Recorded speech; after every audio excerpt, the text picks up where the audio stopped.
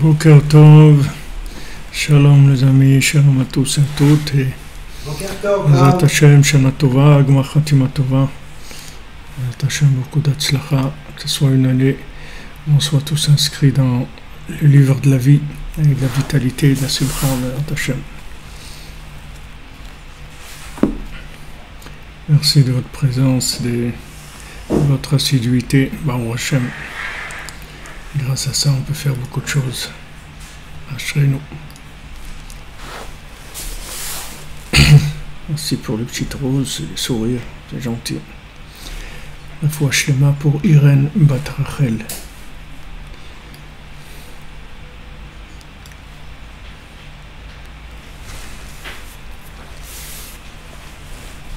On a même Marie Meyer qui est là avec nous, sur Internet et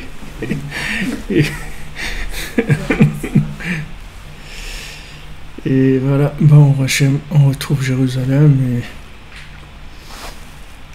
la Shrina à Jérusalem, bon Hachem.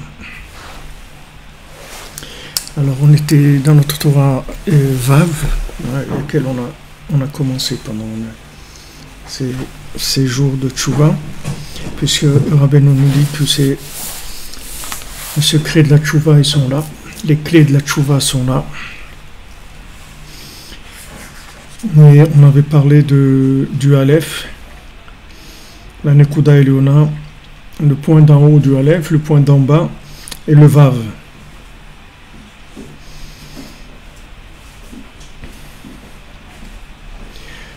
Donc la Gemara nous avait dit Bemoufla Bimcha Altidrosh.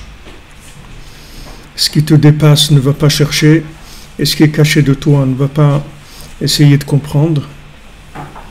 Ça c'est Kavod Elokim Aster Davar Prinat Keter, c'est-à-dire quand on arrive au Kavod Elokim Aster Davar, c'est-à-dire que l'honneur d'Hachem, c'est qu'il y a des choses qui sont cachées de nous, des choses qu'on ne comprend pas, tout ce qui représente des contradictions pour nous par rapport à ce qu'on est, par rapport au monde, qu'on n'arrive pas logiquement à comprendre.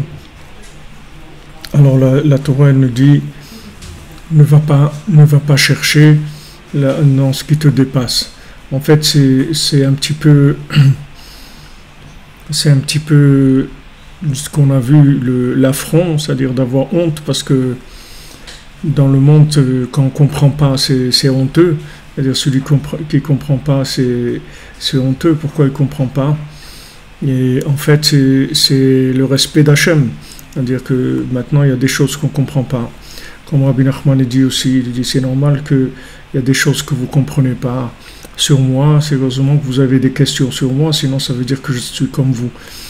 Donc c'est normal que vous ayez des questions. C'est tout à fait normal qu'il y a des choses qu'on ne comprenne pas. Et on doit respecter ces choses-là. Ba'avav shebetocha alef urakia shamayim eshumayim prinat abusha shenishtana panav lekama gvanin. Donc on avait vu que, ça aussi on l'avait vu, c'est que le Vav qui est entre les deux points du Aleph, c'est le ciel qui représente la boucha, c'est-à-dire la honte, que le visage il change en plusieurs couleurs. Et toutes ces couleurs-là, c'est-à-dire qui viennent par la honte, c'est elles en fait qui vont connecter entre le haut et le bas, et grâce à ça on devient Adam, la chevet à la kissé, un homme qui s'assoit sur le trône, comme il est écrit Udmut Kamare Adam Alav Milemala. Donc ça on l'avait vu dans la vision du Reskel, en haut, quand il a vu le trône. Alors le trône d'Hachem, il y a là-bas un visage, il y a le visage de Yaakov Avinu, qui représente Adam Yoshev al-Kissé, c'est-à-dire quand il y a une maîtrise du haut et du bas. Qu'il est Adam Blokaf, Blo-Aleph, pardon, parce qu'on peut pas dire Adam sans lettre Aleph, et que le mot Adam c'est Aleph et Dam. Quand on écrit le mot Adam qui est homme, ça veut dire hommes et femmes, c'est-à-dire que je vous l'ai dit plusieurs fois que quand on parle de Adam, ça veut dire l'homme avec sa femme. Alors Adam c'est Aleph et Dam, ou Aleph et Dom. C'est-à-dire Aleph et Dam, ça veut dire Aleph et Dam, ça veut dire que il peut y avoir du sang, c'est-à-dire le sang qui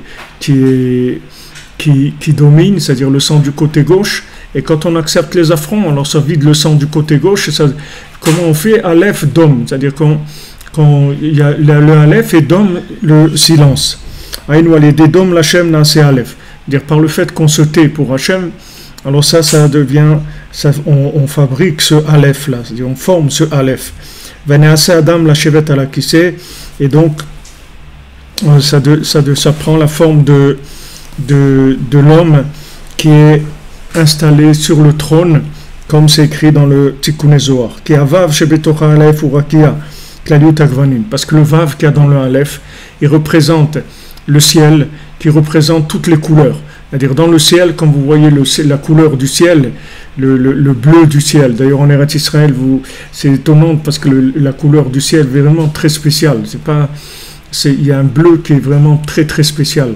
Alors en fait, c'est toutes les couleurs qu'il y a dans le ciel. Aïnou Aboucha. Alors comment elles viennent ces couleurs? Par la honte. C'est-à-dire quand la personne a honte, alors tout le sang monte à son visage, il a le visage coloré, ça c'est ces couleurs-là. Alors maintenant il y a la honte, il y a le point d'en bas qui est le silence, comme c'est écrit que la terre, Hadom Raglai, c'est-à-dire quand on a ramené ce verset, Rabbeinu l'a ramené ce verset. La terre, elle est comment on dit, pas un piédestal, comme un support pour mes pieds. Mais Hadom, ça veut dire support, mais ça veut dire aussi se taire. C'est-à-dire la terre, comme ça le dit bien, c'est se taire. Celui qui sur la planète Terre, il doit se taire. C'est comme ça. C'est comme ça. C'est la terre, c'est fait pour se taire. C'est-à-dire qu'on accepte dans la joie nos problèmes, on accepte nos contradictions, on accepte de servir Hachem dans l'imperfection, comme on avait dit, avec des petites choses qui font très plaisir à Hachem et qui nous font pas plaisir à nous, parce que nous on aurait aimé tous être des vedettes et des ténors, mais les ténors c'est pas pour ce monde-là. Les ténors c'est dans l'autre monde. Dans ce monde, Hachem il veut pas de ténors, il veut des gens qui tiennent le coup et qui sanctifient son nom dans les endroits les plus bas. Donc ça c'est le point dont on avait parlé, c'est le chirik, prinat tachat raglav, sous ses pieds, ben nekuda liona ou kissé de mukassia prinat tshuva. Maintenant le point d'en haut du Aleph, c'est le trône lui-même, c'est ce qui est caché, prinat tshuva, qui est la tshuva. Prinat kvod elokim aster davar, comme c'est écrit, l'honneur d'Hachem, c'est que les choses soient cachées. Prinat bemchuse mimchal tarkor. C'est-à-dire, en fait, ce que dit Rabbeinu, c'est que faire tchouva, c'est de ne pas chercher à comprendre ce qui te dépasse. C'est ça, faire tchouva. Faire tchouva, ça veut dire lorsqu'il y a des choses qui te dépassent. Et c'est bien, c'est tout, c'est comme ça. Tu n'es pas obligé de comprendre tout. On n'est pas obligé de tout expliquer. Tu dois accepter que ta vie, c'est ça. Tu as pu faire des petites choses. Tu as pu faire un petit peu de ça, un petit peu de ça. Baou Hashem.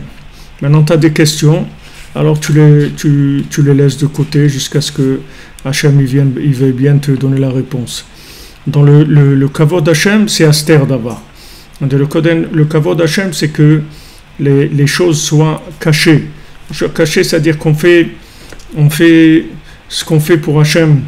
Alors on le fait aussi de façon discrète et on accepte on accepte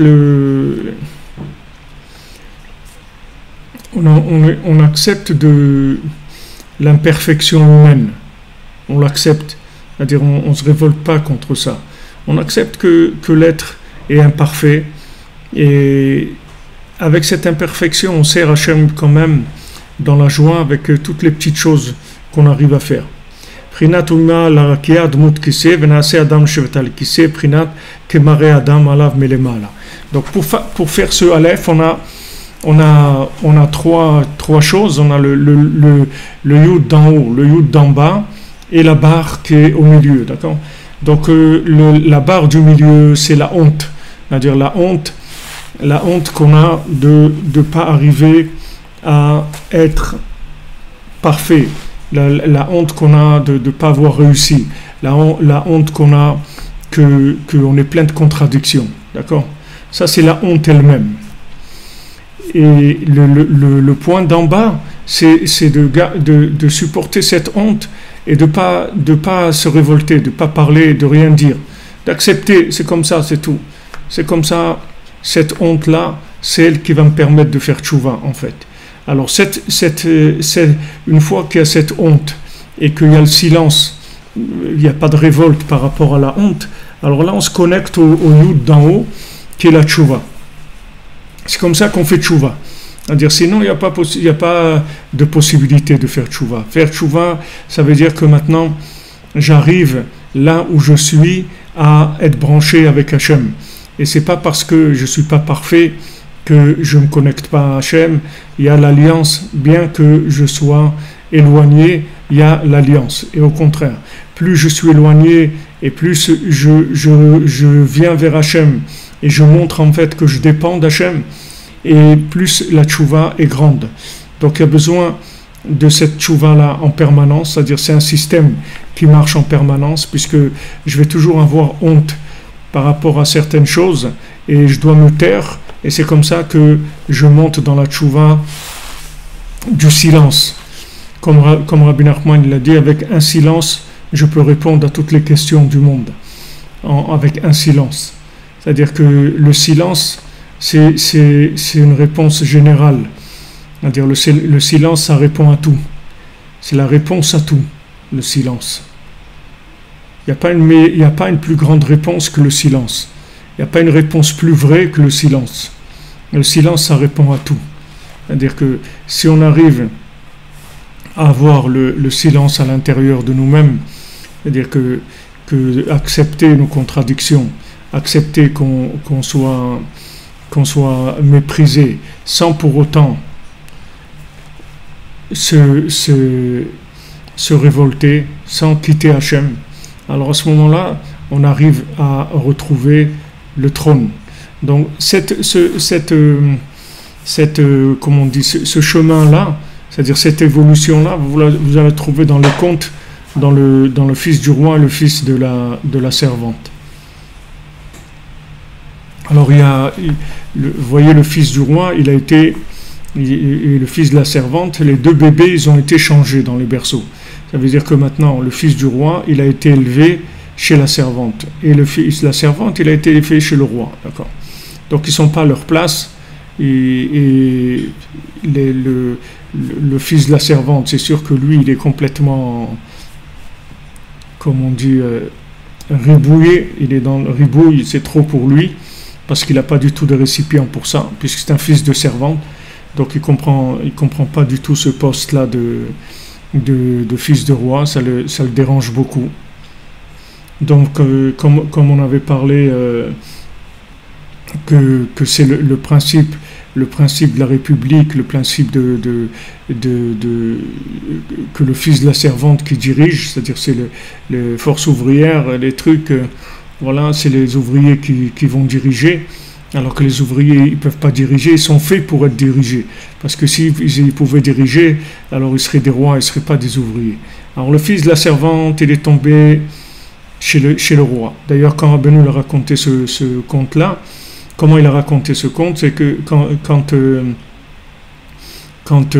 Napoléon il a commencé à aller vers le Moyen-Orient, et une fois Rabbeinu, il a demandé à ses élèves, alors qu'est-ce qui se passe dans le monde, quels sont les changements, les nouvelles et tout. Alors ils lui ont dit, il y en a un qui s'appelle Napoléon, et voilà, il veut conquérir le monde, etc.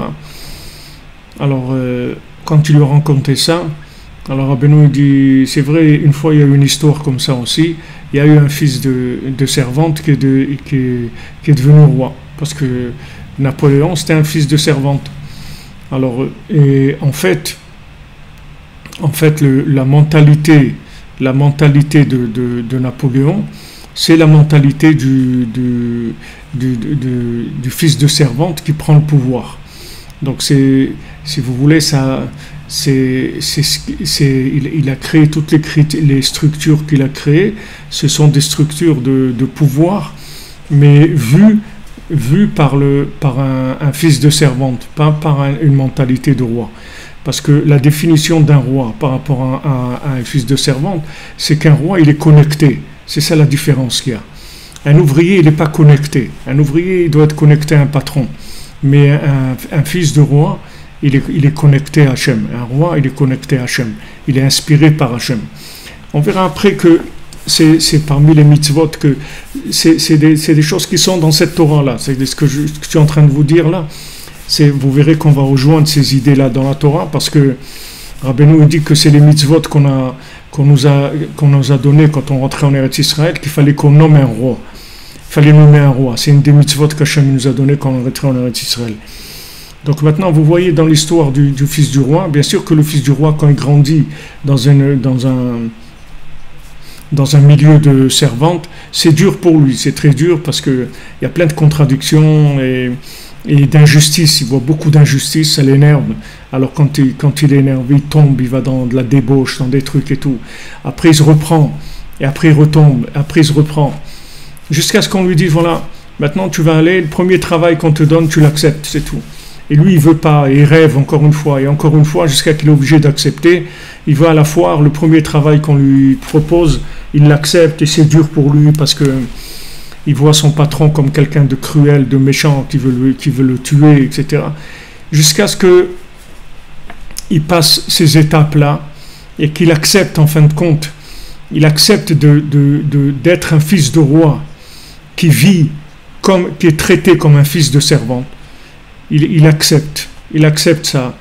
D'ailleurs, quand il va à son travail, il va laisser ses vêtements.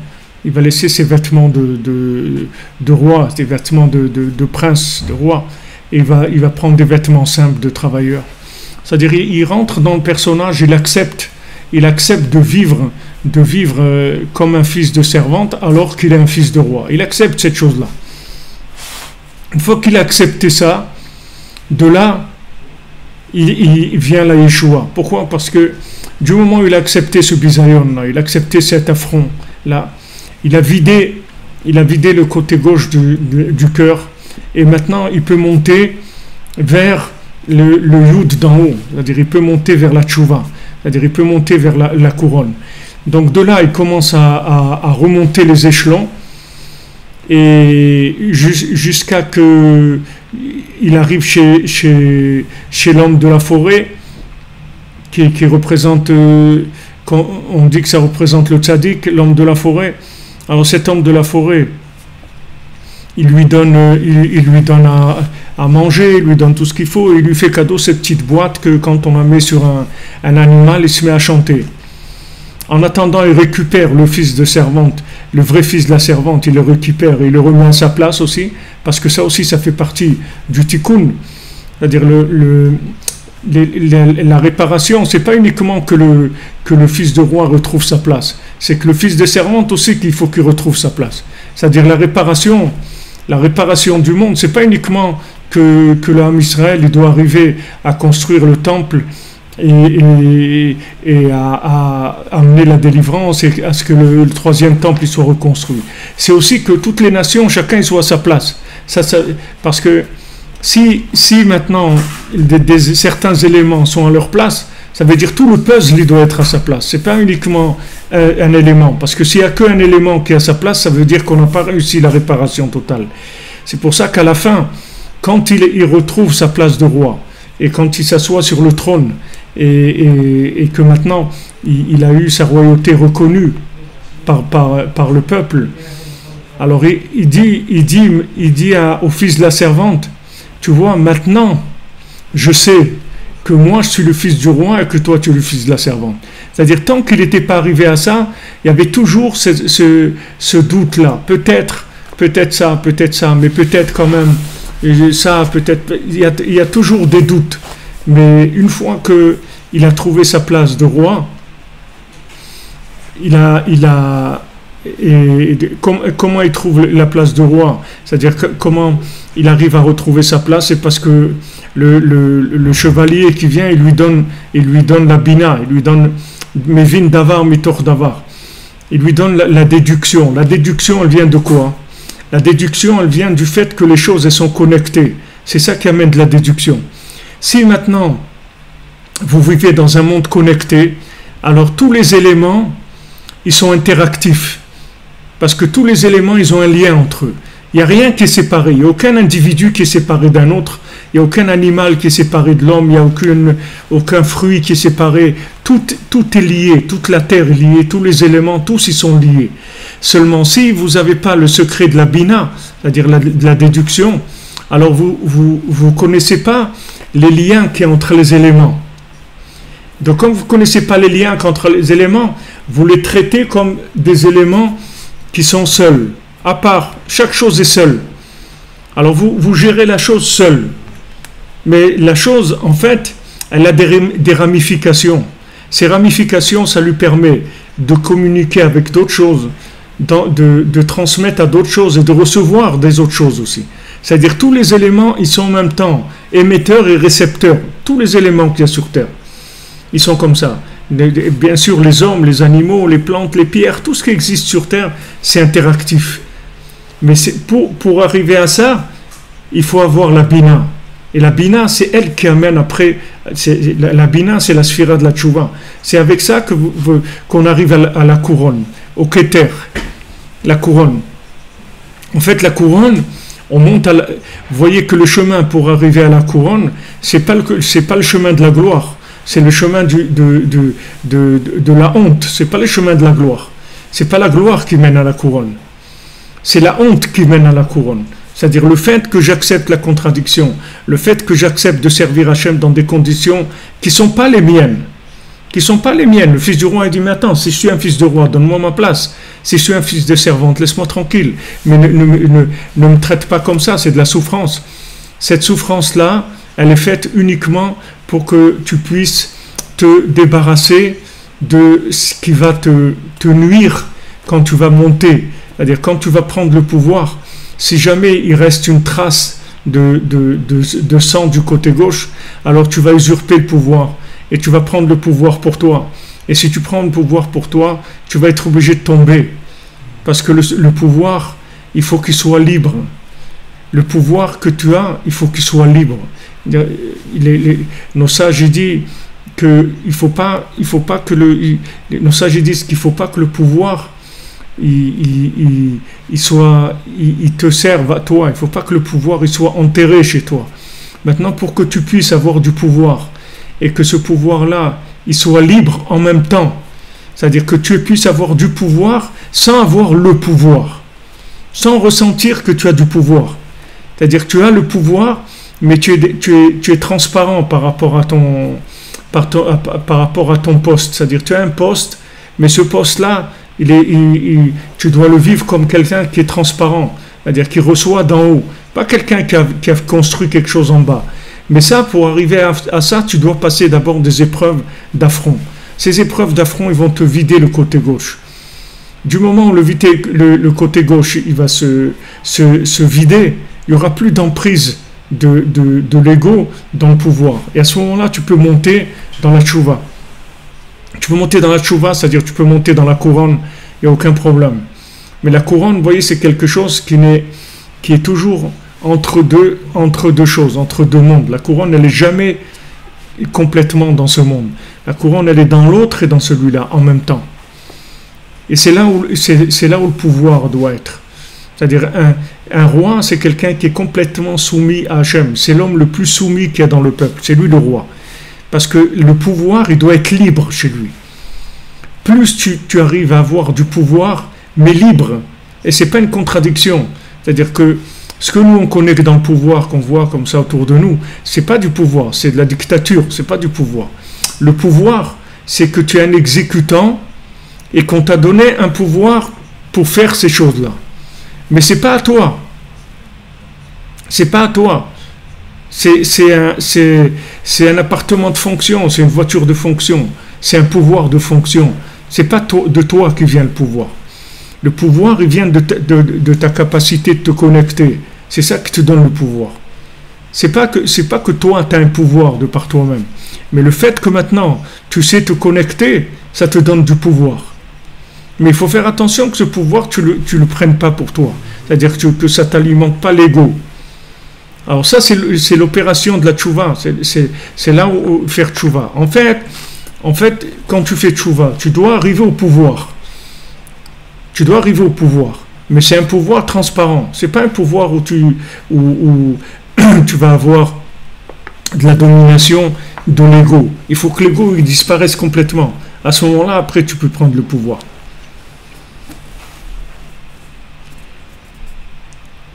Alors, Rabbeinu dit ici, Venanse Adam, la chevette à la kissé, Prinat Kemare Adam alav milemala. Maintenant, il devient un homme qui s'assoit sur le trône, comme c'est écrit Kemare Adam alav milemala, comme une apparence d'un homme qu'on voit en haut sur le trône d'Hachem. Il y a l'apparence de Yaakov Avinu.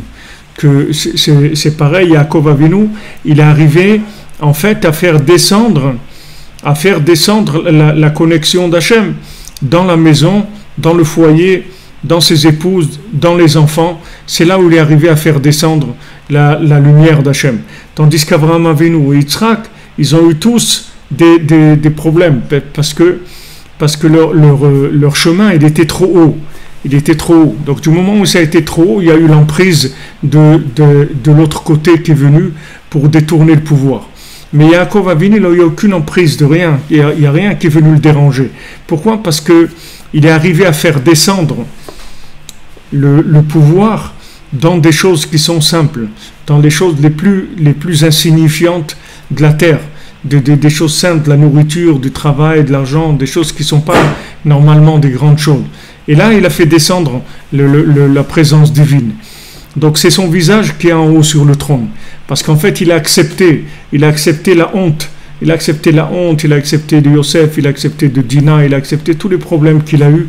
Il les a acceptés. Il a accepté d'être détesté de Esav, d'être persécuté. Il a accepté d'être chez Lavan, d'être roulé, qui lui a donné Léa alors qu'il voulait Rachel, etc. Tout ce qui... Yaakov, il a accepté tout ça. Il n'a pas eu de révolte. Il a fait avec ça. Sa vie, il l'a faite avec ça. Donc ça amène à la bina. La bina, ça veut dire qu'après, je découvre les liens qu'il y a entre les éléments. Je vois qu'il y a des liens. Que les choses, tiens, il y a des liens. Comme si vous voyez un fil électrique qui sort de là, il arrive là-bas, donc là-bas aussi il y a du courant, parce que le fil, il amène de là à là-bas. S'il n'y a pas ce fil, vous ne voyez pas ce fil, alors vous croyez que là il y a du courant, mais là-bas il n'y a pas de courant. Mais en fait là-bas il y a du courant, parce qu'il vient de là. Et l'autre endroit, il donne à cet endroit quelque chose aussi. Et tous les éléments comme ça sur Terre, ils sont liés. Donc la vie, elle devient très riche et très enrichissante aussi, et très facile. C'est très facile, parce qu'il y a des connexions partout.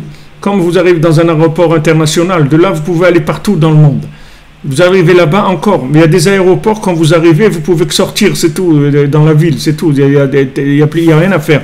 Vous pouvez aller nulle part, vous pouvez retourner de là où vous venez, ou sortir dans la rue, c'est tout, mais il n'y a pas d'autre. Mais il y a des aéroports où vous arrivez, vous choisissez toutes les destinations du monde que vous voulez, c'est connecté partout. Maintenant, tous les éléments du monde, ils sont connectés. La découverte de la connexion, c'est le chemin vers le pouvoir, c'est le chemin vers la royauté. C'est ça le chemin de la royauté. C'est-à-dire, l'homme, il va pouvoir dominer le monde, c'est-à-dire dominer le monde, c'est-à-dire faire régner Hachem dans le monde. C'est pas lui qui va dominer.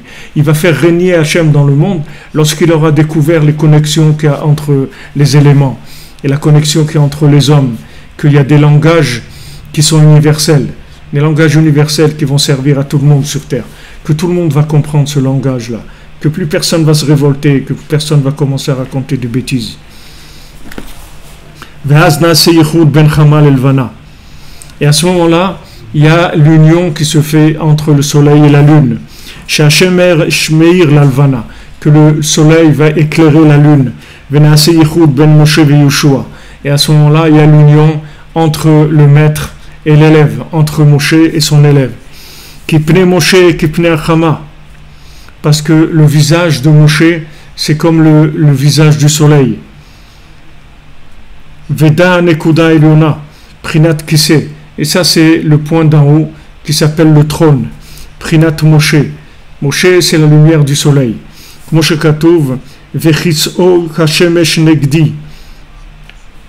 Et son trône, c'est comme un soleil face à moi. Prinat Umima Larakia Dmut Kise. Comme il est écrit au-dessus du ciel, il y a comme une apparence d'un trône. Vanekuda Tartona Yehoshua. Le point d'en bas, c'est le Yehoshua. C'est l'élève. Prinat Levana, qui est la lune. Prinat Vetachat Raglav, Kemase Levnat da Levana. Donc en dessous ses pieds, alors c'est Kemase Levnat, c'est la Levana. C'est-à-dire en dessous ses pieds, c'est la Levana. Le Moshe, c'est le soleil. Yehoshua, c'est la Levana. Dans le mot Levana, il y a le mot Bina qui se trouve dans la Levana. C'est ça l'élève. L'élève, il reçoit la Bina. C'est-à-dire il reçoit la possibilité de déduire d'une chose, il peut déduire une autre. Voilà, Rabbi Nathan, c'est lui qui a déduit de ce que Rabbeinu il voulait dire. Rabbeinu ne peut pas parler un langage lunaire. Il parle un langage solaire. Si maintenant il n'y a pas un élève qui se met en position de lunaire, quelle est cette position lunaire? C'est que en fait il rentre dans le silence. Il rentre dans le silence. Rabbi Nathan, il est rentré dans le silence, c'est-à-dire il est rentré dans le silence par rapport à lui-même, par rapport à ce qu'il savait. C'était un grand érudit, il connaissait bien la Torah, il avait beaucoup d'éléments qui étaient très riches chez lui. Mais pourtant, tout ça, il a laissé de côté quand il est rentré chez Rabbeinu. Il s'est annulé complètement, Rabbeinu. Il s'est annulé. Dans le mot nul, il y a le mot nul, annulé. Il s'est annulé au tzaddik. Il s'est annulé parce que il a compris que en tant que lune, il allait arriver à un niveau beaucoup plus grand que si lui il se prenait pour un soleil. Avec la position lunaire, il arriverait beaucoup plus. Comme vous voyez Yehoshua, il fait rentrer le Ham Israël en Eretz Israël. En fait, Yehoshua, le point d'en bas, il devient la prolongation de Moshe Rabbeinu. C'est-à-dire qu'il va faire ce que Moshe Rabbeinu ne peut pas faire. C'est Ilachem ve Amalek. Il a dit va faire la guerre à Amalek. Moshe ne peut pas faire directement, mais Moshe il peut donner toute la force qu'il faut à Yehoshua pour faire la guerre contre Amalek. Maintenant le vav qu'il y a dans le Aleph, c'est le ciel. Voprinat ha'oel. Ça c'est la tente d'assignation.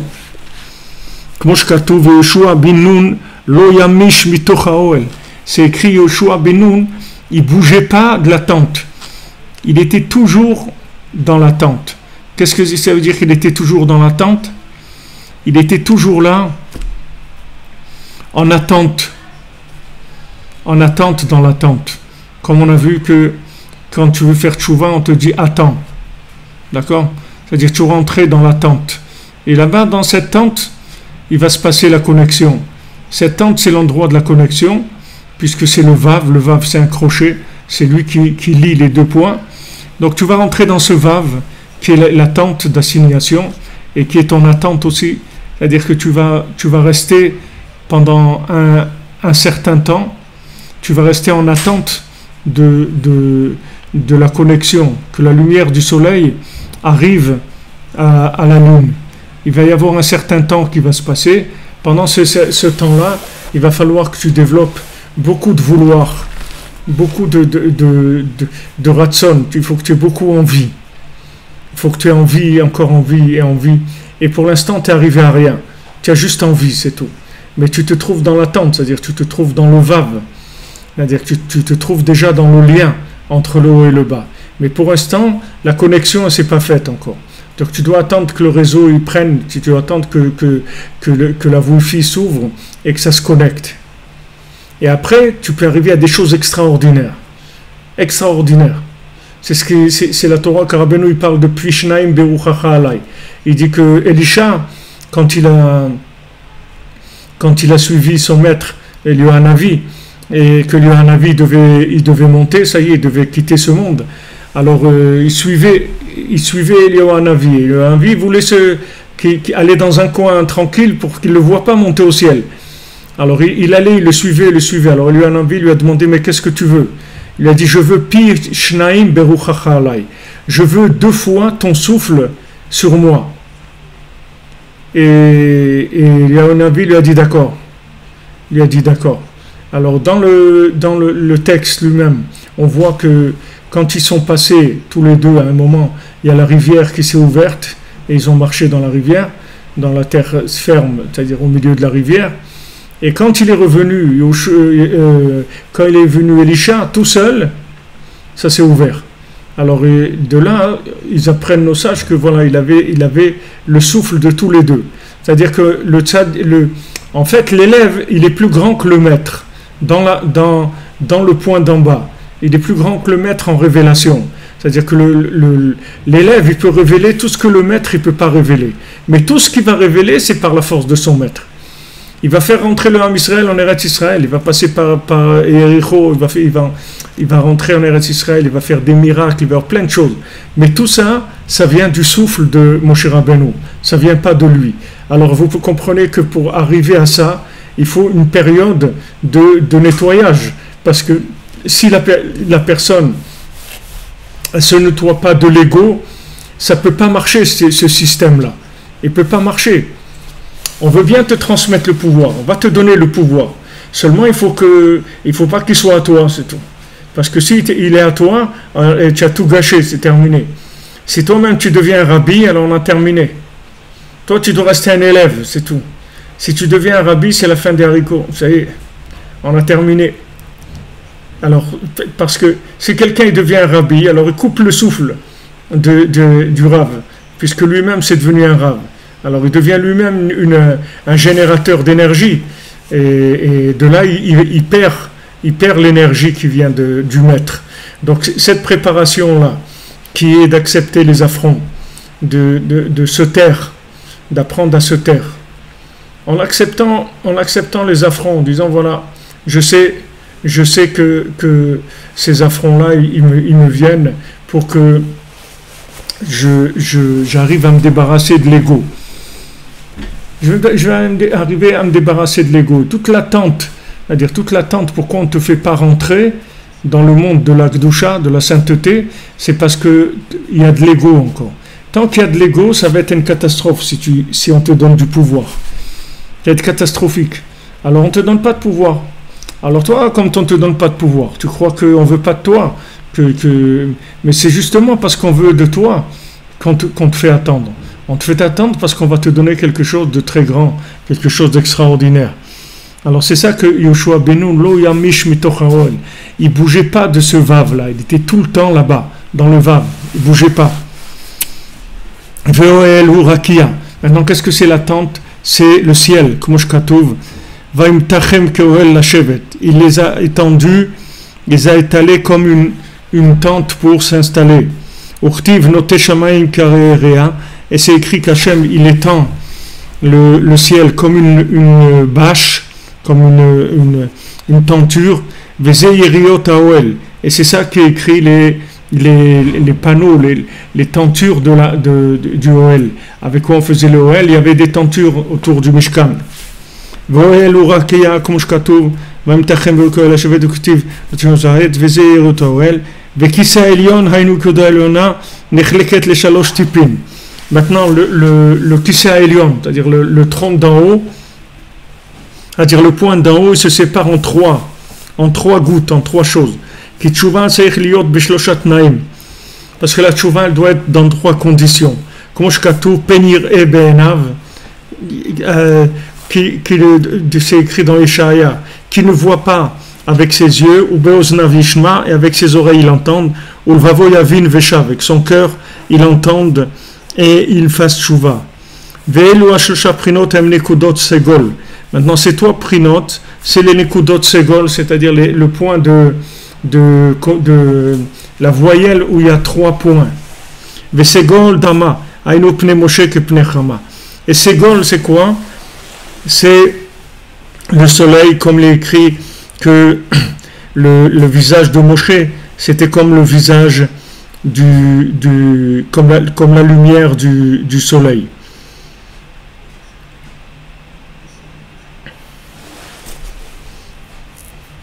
Donc ici, il y a 3 conditions. Ces 3 conditions, c'est l'endroit de Moshe Rabbeinu. C'est ça qui permet de faire tchouva, c'est-à-dire que ses yeux ne voient pas, que ses oreilles elles n'entendent pas, et que son cœur ils comprennent et qu'il fasse tchouva. C'est-à-dire qu'il y a un moment, il y a un moment de soumission, et dans ce moment de soumission, on va avoir accès au niveau supérieur. Et pour arriver au niveau supérieur, il y a un moment où il faut lâcher prise par rapport à ce qu'on peut comprendre, par rapport à ce qu'on peut maîtriser comme notion. On doit lâcher ça. Et du moment où on lâche ça, alors on rentre en contact avec Moshe, avec le point d'en haut, et à ce moment-là on reçoit la lumière du tzaddik. וזה פירוש אמר בבא חנא זימנה חדה ואזרינן ומדברה וחזינן הנה אבזה דשמיתן גדפהו משמנהו. Alors c'est ça qui est écrit dans Baba Chana. Une fois j'allais dans le désert et j'ai vu des oies, des shmitan gvatfeu mishmaneu, que leurs ailes elles tombaient, tellement elles étaient grasses. Et il y avait des fleuves de graisse qui coulaient en dessous. Je leur ai dit,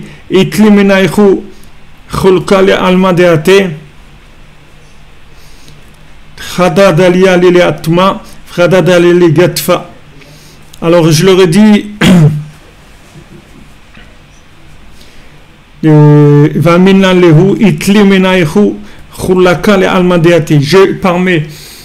de vous j'ai part au monde futur.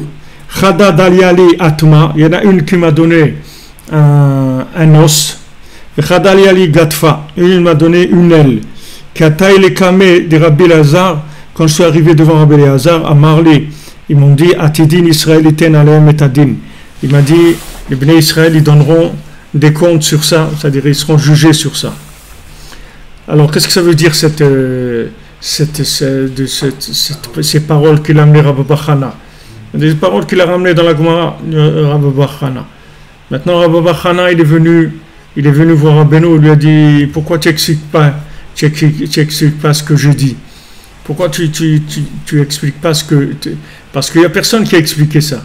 Et les explications qu'elles sont très, très simples. Mais il n'y a pas des explications comme ça que Rabbeinu il prend, il construit toute la Torah et après il la rentre dans cette vision-là. Tout l'enseignement qu'il a dit, il va le rentrer dans cette vision de Rabbi Chana. Alors, Shalar l'achkor b'mida tova shel hanava, c'est-à-dire il a été pour essayer de comprendre ce beau comportement qui est l'humilité. Sh'adam mesimatzmo kamidbar la douche, que l'homme il se met comme un désert sur lequel tout le monde marche. Sh'akol dashin alav, tout le monde marche sur lui. Vera chachamim, et il a vu là-bas, donc lui il s'est mis en position d'humilité, d'accord? Maintenant il a vu des sages. Qu'est-ce que c'est des sages? C'est les oies. Comme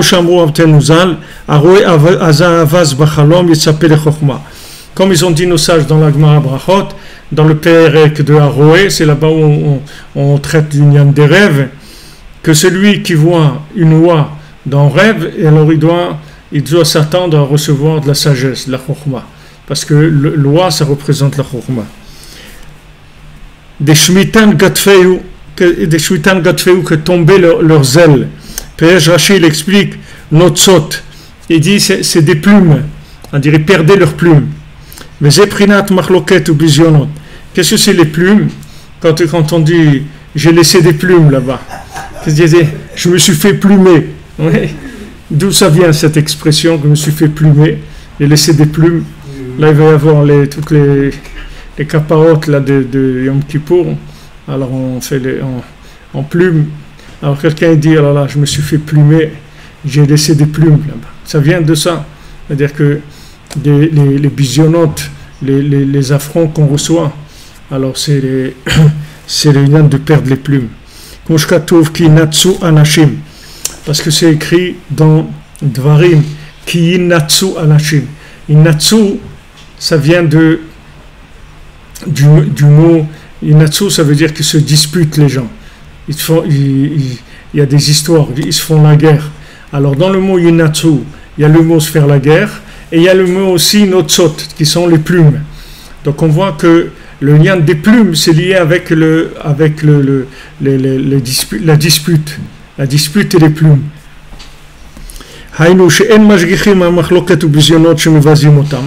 C'est-à-dire que maintenant, ils ne font pas attention au fait qu'on leur fait honte, qu'on les méprise.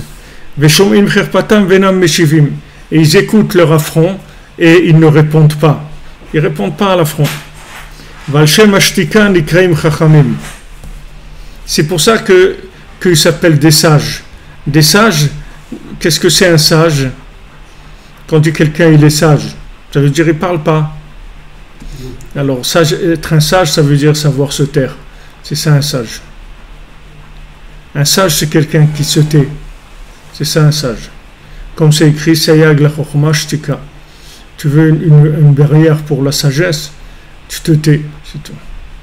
Mais vous voyez, même en français, le mot sage, pourtant le mot sagesse, ça va pas avec automatiquement le silence en français.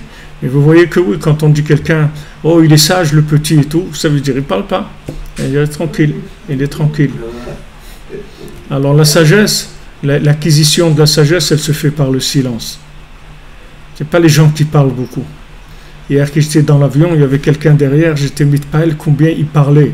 C'est-à-dire, pendant tout le vol, il faisait que parler, comme ça. Sans arrêt. Le match, il ne s'arrêtait pas.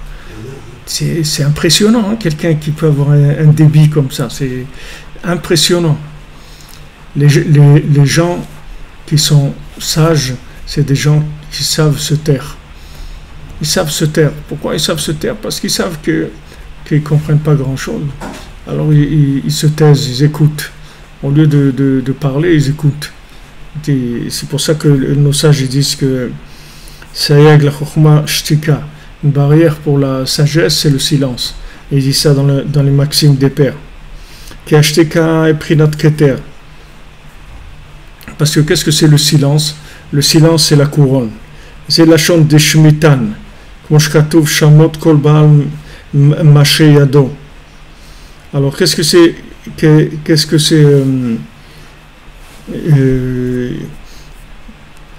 ce silence-là, qui est le keter, c'est la chante shmitan. Le shmitan, ça veut dire qu'elle tombe les plumes des oies. Comme shkatouv, shamot kol baal maché yado. Que chacun, ici, shamot, ça veut dire qu'il laisse, il abandonne la chose qu'il avait dans ses mains. Ça veut dire qu'il ne va pas aller attaquer l'autre parce qu'il lui a fait honte. Normalement, si quelqu'un te fait honte, tu as le droit d'aller au Beddin, au tribunal, et de le convoquer et dire voilà, il m'a fait honte. J'étais dans un mariage ou un truc, il est venu, il m'a mis dehors, il m'a dit mais qui est-ce qui t'a invité à toi, tu n'as rien à faire ici, etc. Alors sort, il l'a mis dehors. Donc maintenant il accepte, c'est-à-dire il commence pas, il va pas au tribunal pour dire ouais, voilà, il m'a fait ça et tout, parce que il sait que en fait on est en train de lui faire une opération sur le côté gauche du cœur pour le débarrasser du sang qui l'empêche de prendre le pouvoir. Donc tant que tu fais pas ça, on peut pas te donner le pouvoir. Pour ça que David Amelech il dit Libi halal bekirbi. J'ai mon cœur, il est vide en moi. Il est complètement vide. C'est-à-dire qu'il peut prendre le pouvoir parce qu'il n'a rien dans son cœur. Il n'a rien. Les Chachamim disent que quand il est venu chercher David Amelech, Shmuel Hanavi est venu chercher David Amelech pour lui dire qu'il est roi. il a dit que David Amelech, il a ressenti aucun orgueil dans son cœur. Rien du tout. C'est comme s'il était berger des moutons, maintenant il devient berger des hommes. Mais il n'a pas senti, waouh, je vais être roi, super place et trucs et tout. Rien du tout. Il n'a pas senti ça du tout en lui. Ça veut dire que quand est-ce qu'il a reçu le pouvoir, la royauté, c'est le jour où quand la royauté elle arrive, ça le perturbe pas.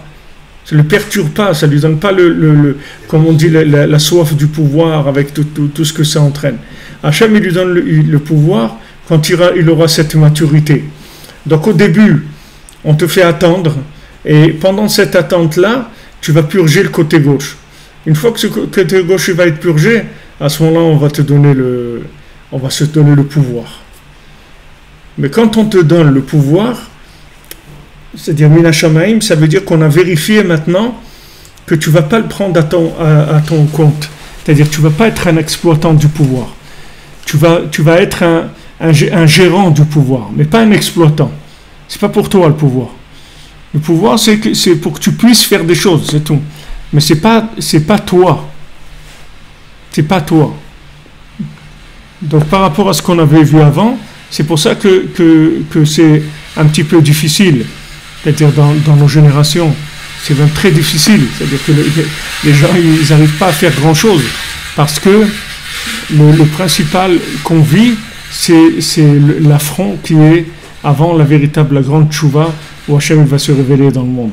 Avant cette grande révélation, il faut que les gens ils se débarrassent de leurs bêtises. Il faut qu'ils se débarrassent de leurs petitesses, de leurs bêtises. Donc maintenant, on passe par l'exil, par tous les problèmes qu'il peut y avoir parmi les individus sur Terre. Tout ça, c'est un seul but, c'est vider l'ego. Vider l'ego. Vous voyez, Yoshua, en même temps, il est toujours dans l'attente de Moshe Rabbeinu, en même temps, il se tait. Il dit rien. Il dit rien. Il dit, Yoshua, qu'est-ce que tu penses et tout? Je pense rien. Je sais rien. Et tout. Il est là, c'est tout. Il est là, il connecte, c'est tout. Il est là pour connecter avec Moshe Rabbeinu. Du moment qu'il connecte avec Moshe Rabbeinu, il connecte surtout après. כי השתיקה היא בחינת כתר, זה לשון דשמיתן, וזה פירוש משמנהו מלשון שמנתה ביתה. Alors ça, mishmanehu, c'est-à-dire de leurs huiles, leurs graisses, alors c'est comme c'est écrit dans le Torah, shamanta avita, tu t'es engraissé, tu t'es épaissi. Kelomar, c'est-à-dire, שאוחזין עצמם בבחינת שמנתה אביתה היינו בשביל זה שומעים חרפתם ואינם משיבים. C'est-à-dire que ils se disent qu'ils sont gras, c'est-à-dire qu'ils sont dans le côté gras, dans le côté grossier des choses. Donc c'est pour ça qu'ils ne répondent pas. Il dit, qu'est-ce que je vais répondre, moi? Je vais dire des bêtises. Je ne vais pas répondre. Je me tais, j'écoute, c'est tout. J'écoute. Pour l'instant, j'écoute. Et en fait, les gens ils demandent quand est-ce que je vais pouvoir parler, dire, tu vas pouvoir parler le jour où on viendra te chercher, tu t'en fais pas, tu vas te mettre à parler. Mais toi, en attendant, tu dois te taire, apprendre à te taire, c'est tout. Tu dois apprendre à te taire, parce que quand tu te tais, tu peux vider le côté gauche du cœur, et c'est comme ça que le pouvoir viendra plus vite. Plus vite tu seras débarrassé du côté gauche, et plus vite tu pourras avoir le pouvoir. Parce qu'une fois que tu as enlevé le sang qu'il y a dans le côté gauche, on est sûr que tu ne prendras pas le pouvoir à ton compte, c'est-à-dire que tu ne seras pas un exploitant du pouvoir. Tu vas laisser que le pouvoir libre entre tes mains. Comme on dit, Ezeu ben Chorin, c'est-à-dire un homme libre. Rabbeinu nous rapporte cette notion. Qu'est-ce que c'est un homme libre? C'est que le pouvoir qu'il a, il est libre chez lui. Il est libre, le pouvoir, il peut faire ça, il peut faire ça, il peut faire ça. Il peut faire beaucoup de choses parce que le pouvoir, il est libre. Mais il y a des gens, tu leur donnes un tout petit peu de pouvoir, déjà tout de suite, ils commencent à remplir la caisse enregistreuse. Tout de suite, ils commencent à prendre.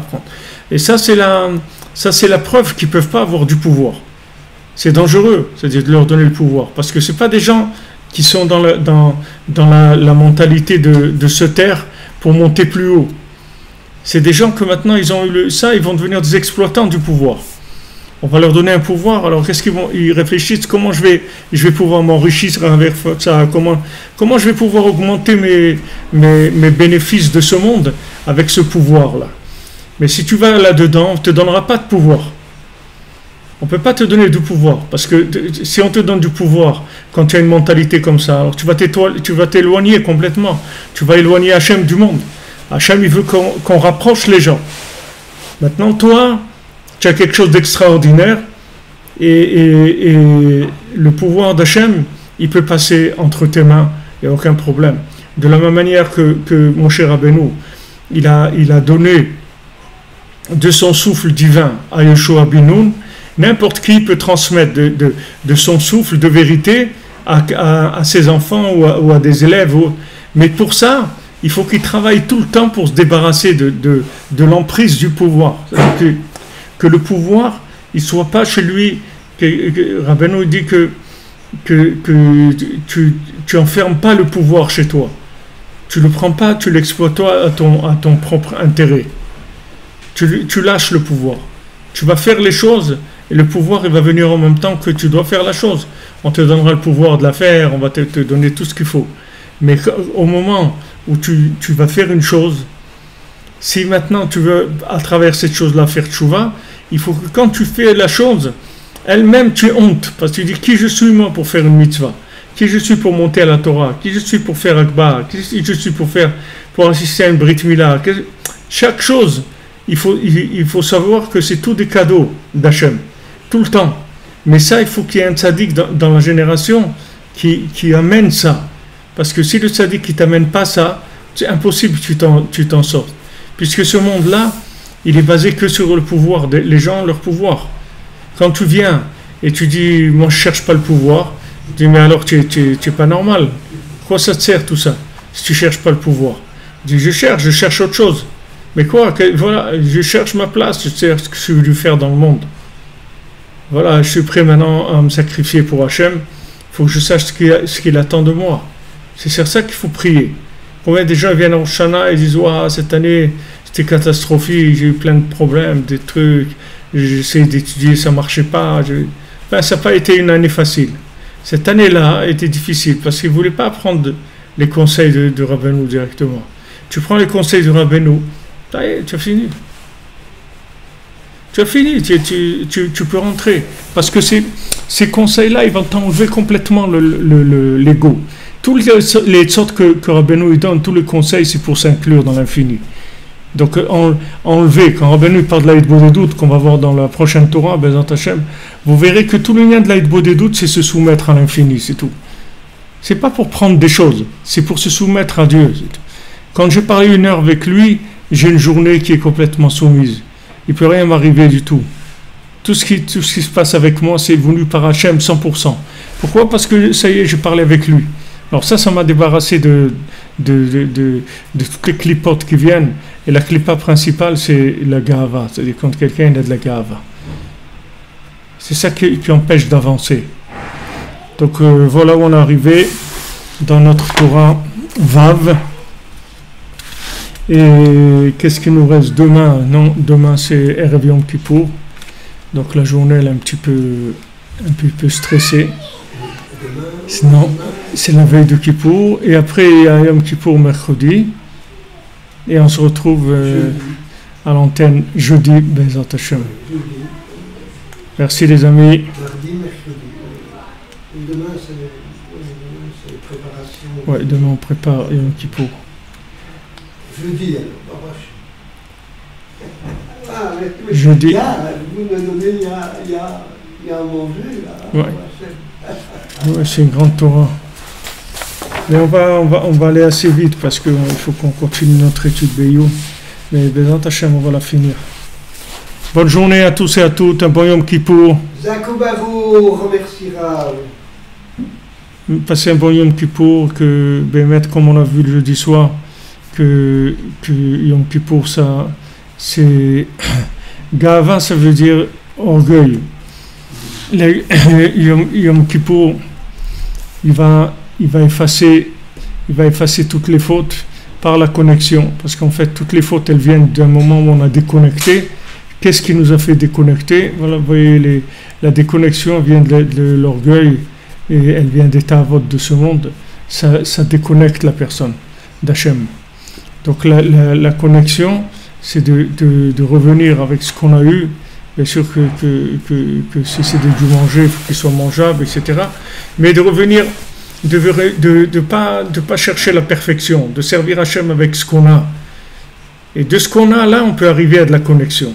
Vous verrez beaucoup des fois des gens simples et tout, ils ont Ruach HaKodesh, ils voient des choses et tout, parce qu'ils sont connectés. Ça ne dépend pas de la quantité de la personne, ça dépend du degré de connexion. Et le degré de connexion, il est lié avec l'anava, avec l'humilité. Tant qu'il n'y a pas cette humilité, on ne peut pas avoir accès au niveau supérieur. Sinon la couronne, on va la prendre pour nous. Et à ce moment-là, il n'y a plus rien. Alors, Bezat Hashem, Hazak, merci pour tout les amis. Merci de votre présence et merci de votre soutien. Et on y va. On continue.